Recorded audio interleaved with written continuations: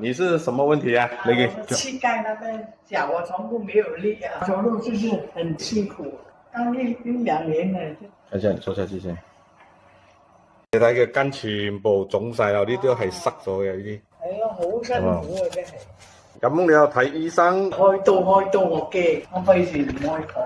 我想再行多一座屋，我就會處嘅。好，能量喺後邊啊，一捧住你嘅腳係咪？嗱，你咁樣放落去係咪？佢就能量入你嘅腳咯。呢個係 reduce 能量養生棍，行路會喘係咪？帶住呢個。所以呢個係咪放喺呢度係咪？係接近我哋嘅心臟咯，護生療符啊。佢泵嗰啲能量去你嘅腳，你嘅腳又可以行翻上嚟，咁樣佢通嘛。一陣間15分鐘至半粒鐘，你再試下行下，又往翻地好冇？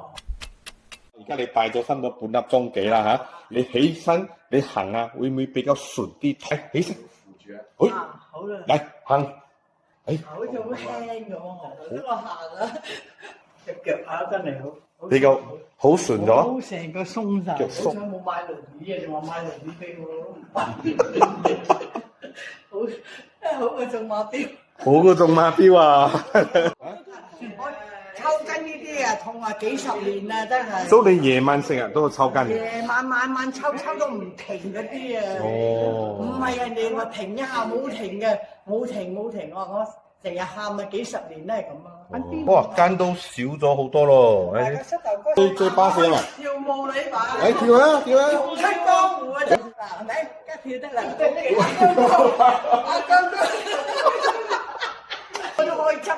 打低我見到錢唔執得，哎呀，俾你執埋去啦！我都唔行。而家可以啊，可以嚟！係咪見到錢？哇！見到錢100蚊哦，嚟！哎呀！話叫你揸住咁多女都冇掟去，行都冇本事行係咪啊？